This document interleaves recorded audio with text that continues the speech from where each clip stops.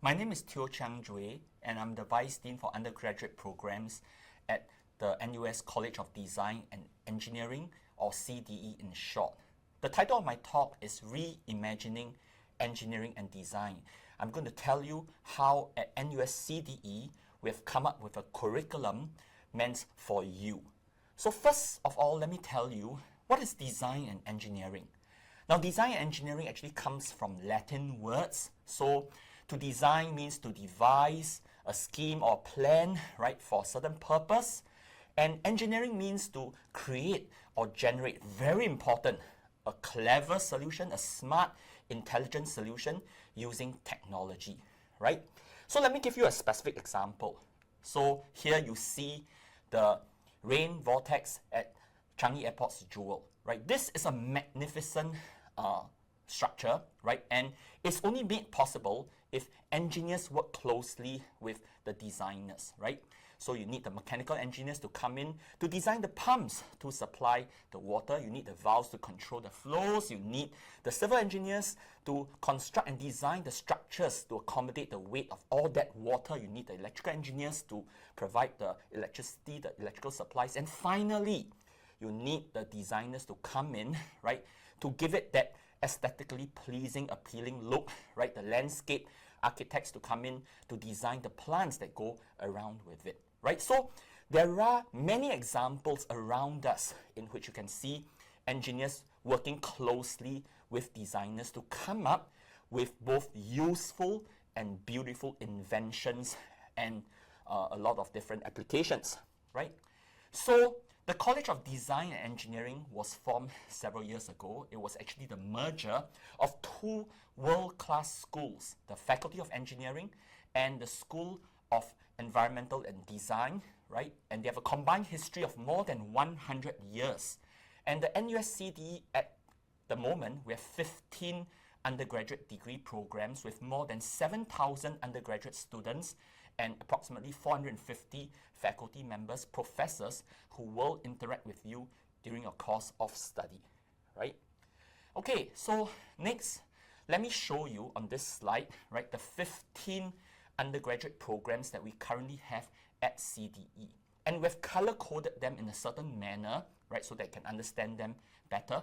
In yellow are our design programs. So we have three of them: architecture, landscape architecture, and industrial design. And engineering can be from the very big to the very small. You can engineer, design very large structures like buildings, roads, tunnels, canals, right? So we have a civil engineering program, and in the design of these structures, we think a lot about sustainability. So we have an environmental and sustainability engineering program, and all these involve large-scale infrastructures. So we have an infrastructure and project management program. So the green ones are basically more geared towards the built environment. So on one end of the spectrum, you have very large objects. On the other end of the spectrum, you have very, very tiny stuff that you cannot even see with the human naked eye, right? Examples are cells, right? So our biomedical engineering, right? They look at cells, drugs, and more than that, healthcare, okay? And something that you cannot see with your eyes are molecules and atoms.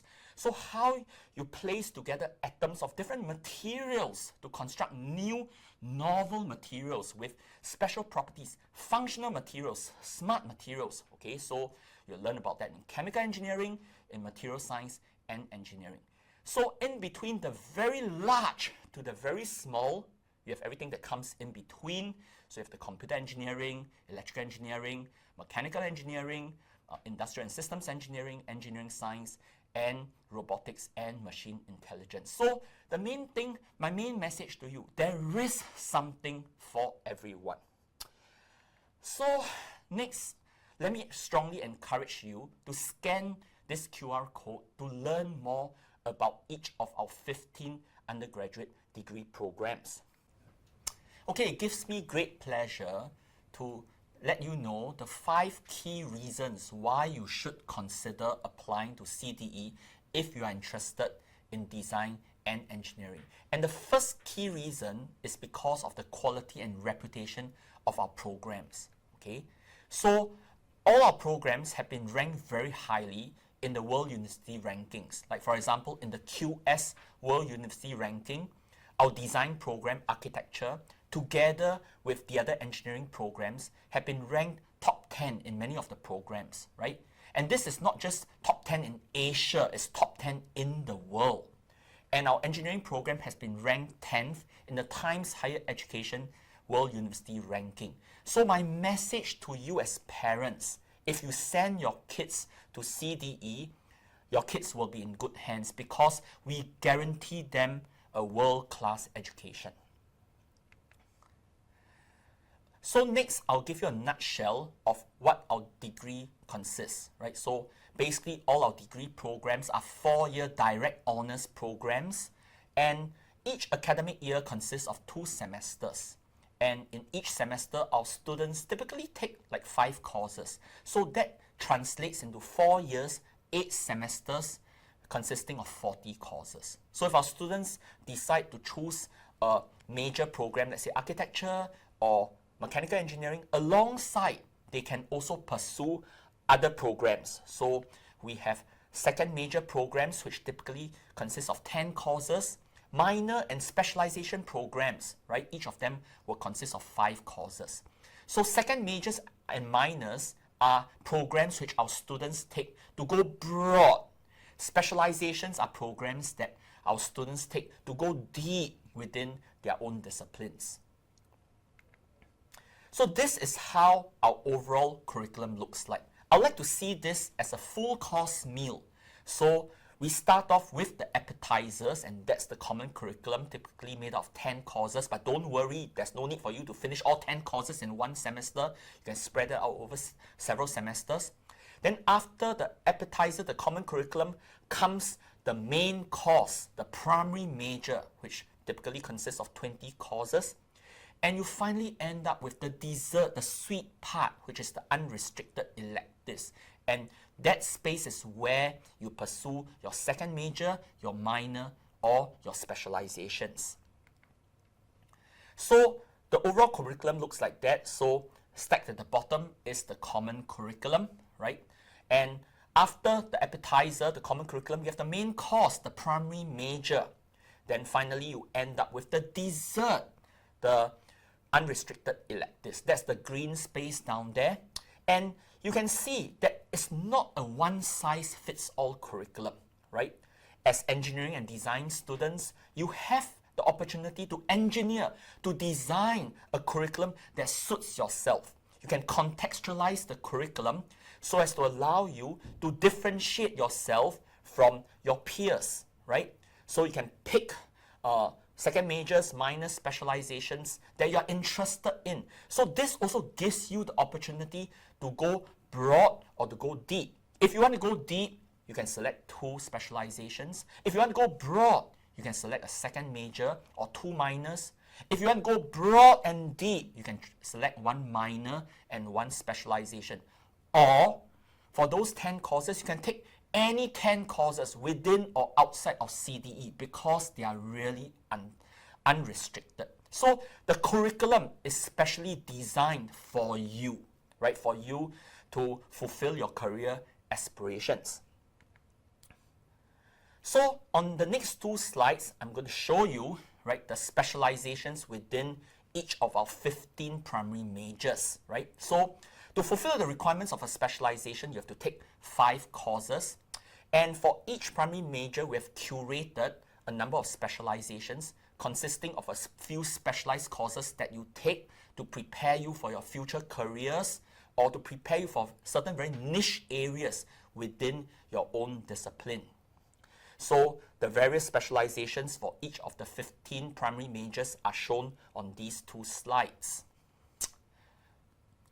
Next, I'd like to show you, right, the comprehensive range of second majors which CDE students are allowed to choose from. So 4 of these second majors are hosted by CDE.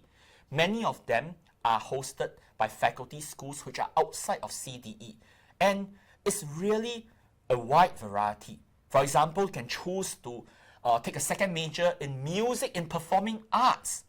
You can choose to do a second major in business school, with business school, or in computing, or in the more traditional disciplines in the sciences or in the humanities. Like for sciences, you can select to do a second major in physics, chemistry, or mathematics. For the humanities, social sciences, you can choose to do a second major in geography, history, literature, economics. How about minors? Now this slide here shows you the more than 80 minors that our students are allowed to select from. And I've highlighted in red 3 minors that are offered by CDE, and they have just been launched over the course of the past academic year. So having told you about the flexibility of our curriculum, the third main reason why you should consider CDE is the real-world experiential learning opportunities that we have put in place for all our students. I've been talking about AI, and we know that AI is going to transform this world, right? So within our curriculum, we have actually infused all the different elements of AI and machine learning, right? I've mentioned to you in our common curriculum, in many of our primary majors, we have courses, electives, right, that teach our students, right, how to use AI and machine learning. And we encourage our students to make use of AI in their own learning, in solving assignment problems, in doing projects, provided they use the AI in a responsible manner. We have also developed many tools with many applets that focus on the use of AI. And we have many internship opportunities in which our students actually develop and deploy AI. In other words, they develop AI solutions for the company. They make use of AI tools to help the companies to solve their problems. And we also have startups, right, that involve the use of AI, right? So there are many opportunities involving the use of AI, right? So the fourth reason why you should consider to come to CD is the broad global exposure that we offer to our students. Top on our list is the student exchange program, right? A lot of our students like to spend one semester in an overseas university, and we have more than 300 partner universities in every continent. So this allows our students to be immersed in a different culture, to live independently, far, far away from home, to do some sightseeing. And we also have an NUS Overseas College, right? So a program in which our students actually spend 3 to 6 months or 1 year overseas in a startup, in which they gain a lot of experience in the management of technology, how to manage a startup, entrepreneurship, technopreneurship. Then we have the usual field trips, immersion programs, summer and winter programs in which our students spend a few weeks abroad, right, taking 1 or 2 courses during the summer or the winter. All right, and I strongly encourage our students to also have a taste of campus life by staying on campus, right? So we have various different modes, many different opportunities. Top on our list is the residential colleges, and that's something very unique in NUS, whereby the students live together, right, and learn together. So they live together, play together, and they take courses together. But please don't worry, these are not additional courses. Most of these courses were mapped to the common curriculum, all right? And then we have the traditional halls of residence, student residences, where the students come together, live together, and there are lots of activities, sports activities, performing arts, cultural activities, lots of CCAs. And the final one are houses, so these are safe living environments which focus more on well-being and pastoral. Okay. The fifth primary reason why you should consider CDE is the scholarship and award opportunities that we have given to our students. First, I would like to highlight, right, our premier scholarship program, and that's the Design and Engineering Scholars Program. It's bond-free, right? The tuition fees are all paid for. For more details, I strongly encourage you to watch the video by my colleague, Dr. Chua Ting Jian, who is the director of the Design and Engineering Scholars Program. All right, next, I would like to tell you about our admission requirements, okay? Now, the right column, the column on the right does not change for the next few slides, okay? And it actually tells you which of our courses are interview courses. Now, we have 3 design programs: architecture, landscape architecture, and industrial design. There are interview courses, but don't be worried. These are not traditional interviews where you sit at one end of the desk and get interviewed by a panel of interviewers. Usually they will ask you to submit a portfolio, a selfie, a Wi-Fi for you to showcase your talents, right? What you have previously come up with.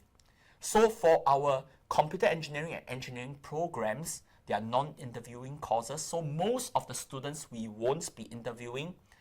Some of the students, if you're applying for scholarships, we may interview you. On the second column are our requirements. Now, please take note that the joining words in each row is or. So you only need to fulfill one of the conditions. For our computer engineering and engineering programs, the requirement is H2 mathematics. For our design courses with a larger funnel, we allow a wider range of other courses, maybe some at the O level or H1. That's for A levels. So this slide here shows the admission requirements for IB applicants, right? So it's more or less the same as the previous slide, except H1 has become SL, H2 has become HL.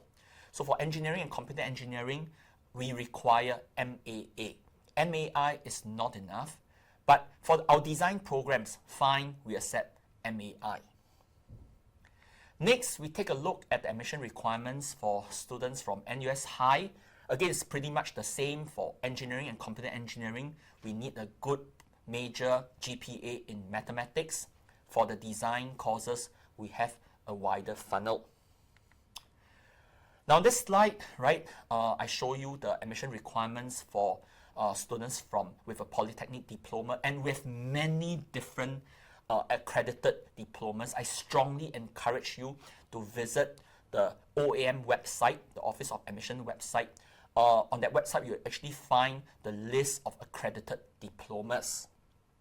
And we also have many different international applicants from tens, if not hundreds of different countries. So please visit the OM website, right, in which they'll list down the requirements for the different international admission applicants. So the next question on everybody's mind is, are my results good enough to get in? So you ask us, what is your cutoff?